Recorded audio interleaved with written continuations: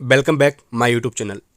EWS certificate के कुछ doubts हैं जो सभी भर्तियों के लिए। देखिए, EWS सर्टिफिकेट लगने लगा है, आप लगाते भी हैं, पर कुछ डाउट्स होते हैं कि वैलिड ऑफ द ईयर क्या होना चाहिए और फाइनेंशियल ईयर क्या होना चाहिए। देखिए, आपका सबसे पहले तो यही देखा जाता है वैलिड है कि नहीं है। आप 2022 में भर्ती जितनी भी आपने फॉर्म्स फिल किए होंगे उनके फिजिकल अभी चल रहे हैं, PST चल रहे हैं। आप अभी जैसे BSF के हो गए, CSF के होने वाले हैं, SSC GD के भी भविष्य में होंगे, अभी पेपर चल रहे हैं उनके।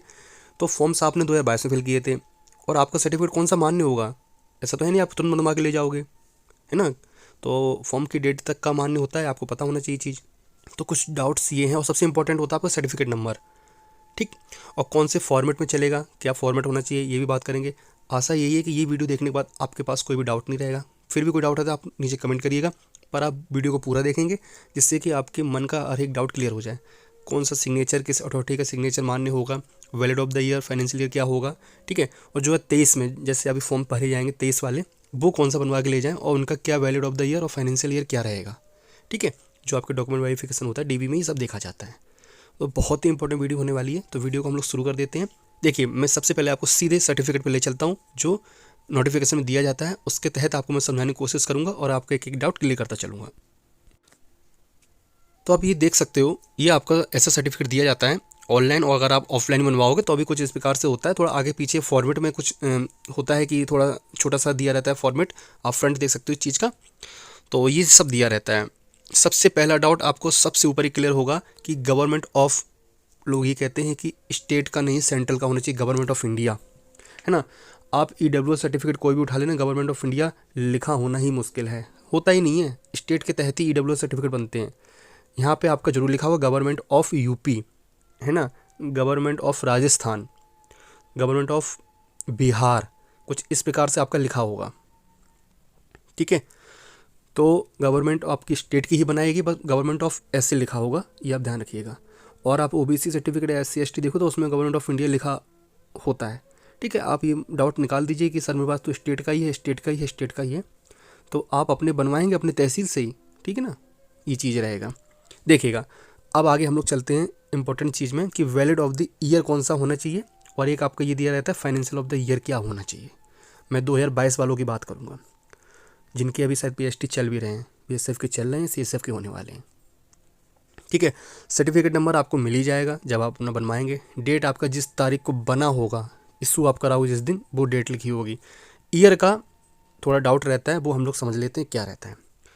देखिए, जो 22 वाले हैं उनका जो ये रहेगा फाइनेंशियल ईयर, सबसे पहले मैं फाइनेंशियल ईयर की बात करता हूँ। जो 2022 वाले हैं, ठीक है, मैं यहाँ लिख दे रहा हूँ जिससे कि आपको डाउट क्लियर होता चले।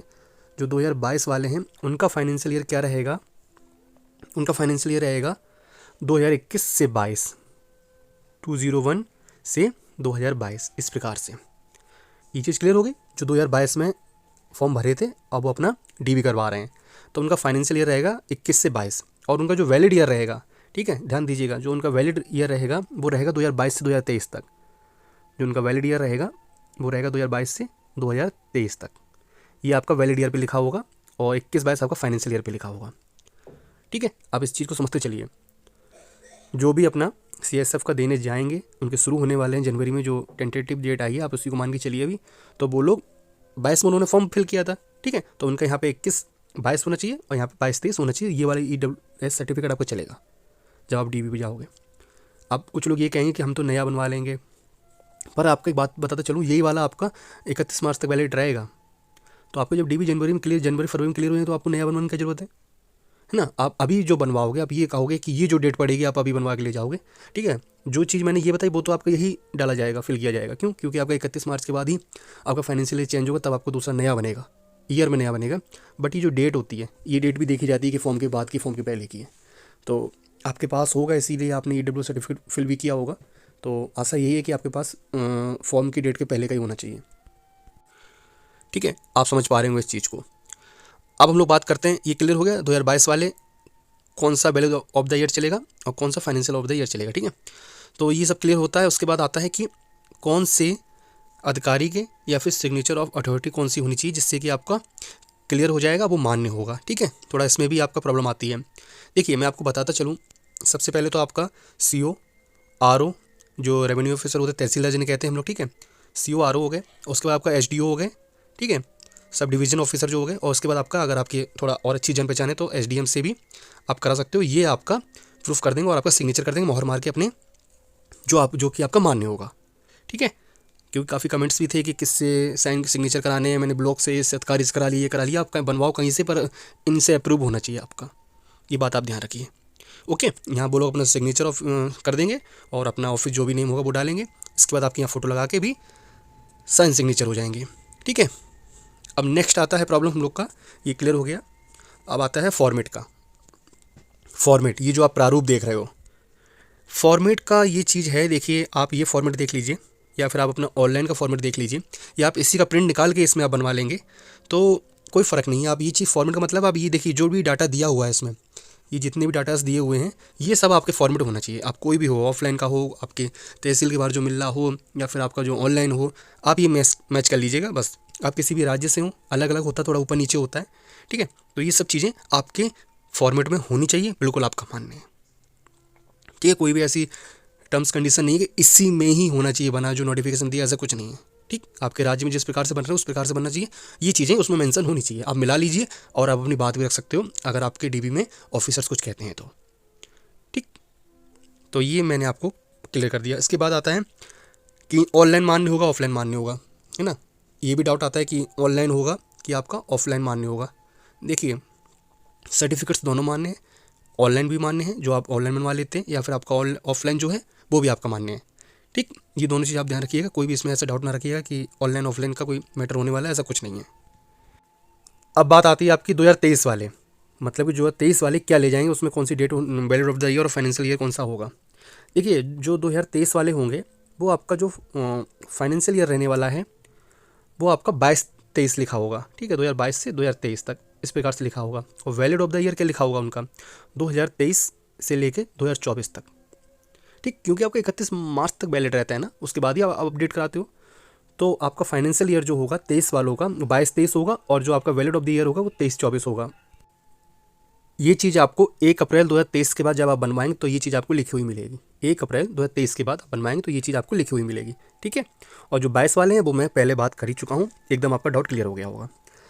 तो आशा यही है कि जो भी बताया गया है आपको एक एक चीज़ क्लियर हो गई होगी। फिर भी आपको कोई डाउट लगता है तो आप नीचे कमेंट के जरूर पूछिएगा। ठीक है, बीएसएफ हो गया, सीएसएफ हो गया, सीआरपीएफ की भी आपके आफ्टर एग्जाम डीबी होंगे, और एसएससी जीडी और ऑल जो भी है जिसमें आप लगा, इस प्रकार से आप अपना पूरा एक अच्छी तरीके से सर्टिफिकेट बनवा लो, जिससे कि आपको आगे भविष्य में कोई भी समस्या ना हो। ठीक है, और आपकी एक चीज़ और बताना चाहूँगा, न्यू जो लोग बनवाने की सोच रहे हैं, जिनके क्रूशियल डेट के बाद का बना होगा, तो वो लोग इतना घबराए नहीं। ठीक है, आप अपना एक वैलिड सर्टिफिकेट जब ले जाओगे तो आपकी ये भी बात मानी जाएगी और आपका मान्य कर दिया जाएगा। ऐसा होता है, बट अब मैं तो यही आशा करता हूँ कि आपने जब फॉर्म फिल किया तो आपके पास सर्टिफिकेट होगा, इसलिए आपने फॉर्म फिल किया होगा। ऐसा है नहीं कि हाँ आपने यस कर दिया बाद बनवा लेंगे। ठीक है, कुछ भर्ती की टर्म्स कंडीशंस भी होती हैं जो पहले नोटिफिकेशन में लिखी होती हैं। ठीक, फिर आप उस पर क्लेम भी नहीं कर सकते हो, इसलिए मैं बोल रहा हूँ आप अपना एक पहले का बना बहुत अच्छी बात है। अगर नहीं है फिर आपको एक मजबूरी हो जाती है, फिर आप बनवा के ले जाइएगा अगर आपके डीबी पहले लगे हुए हैं तो। बाद में देखिए, बाद में भी जिनके आफ्टर एग्ज़ाम डीबी होते हैं और आप एग्ज़ाम क्लियर करते हो उसके बाद भी आप एक इशू ये रखते हो कि मेरी डेट के बाद का है, फॉर्म्स की डेट के बाद का, तो आपका मान्य तो कर दिया जाएगा। आप ऐसी टेंशन ना लीजिए, वेरिफिकेशन हो जाएगा आपका, थोड़ा टाइम लग सकता है प्रोसेस में, लेकिन आपका मान्य हो जाएगा। ये बात क्लियर है आपकी। ठीक है, तो फॉर्मेट भी क्लियर हो गया डाउट आपका सिग्नेचर ऑफ द अथॉरिटी ये भी क्लियर हो गया, ऑनलाइन ऑफलाइन वो भी क्लियर हो गया, और आपका कौन से ईयर का मान्य है वो भी क्लियर हो गया। ठीक है, स्टेट और सेंट्रल ये चीज़ डाउट दिमाग से निकाल दीजिए। आपका यहाँ पे यूपी जहाँ से आप निवासी वही लिखा होगा। ठीक है, क्योंकि काफ़ी लोग से आप कमेंट जब देखोगे तो गवर्नमेंट ऑफ इंडिया नहीं लिखा, गवर्नमेंट ऑफ इंडिया नहीं लिखा है, तो आप बेफिक्र हो जाइए उस चीज़ को लेके। यूट्यूब पे भ्रांतियाँ हैं, वो भ्रांतियाँ रहेंगी। ठीक है, मैं आपको एक बहुत अच्छा ही उदाहरण देने वाला हूँ, देखिएगा आगे की नेक्स्ट वीडियो में आएगा तो आपको उस पर और डाउट क्लियर हो जाएगा। EWS से सर्टिफिकेट से लेके 1-2 वीडियो और बना दूंगा जो आपके डाउट्स और क्लियर होते चले जाएंगे। आशा करता हूँ वीडियो अच्छा लगा, वीडियो को लाइक करना। आने वाले डॉक्यूमेंट वेरिफिकेशन के लिए आपको शुभकामनाएं। इसी के साथ मैं अपनी वाणी को विराम देता हूँ। वीडियो को लाइक करिएगा, चैनल को सब्सक्राइब करिएगा, शेयर कर दीजिएगा। धन्यवाद, आपका दिन शुभ हो।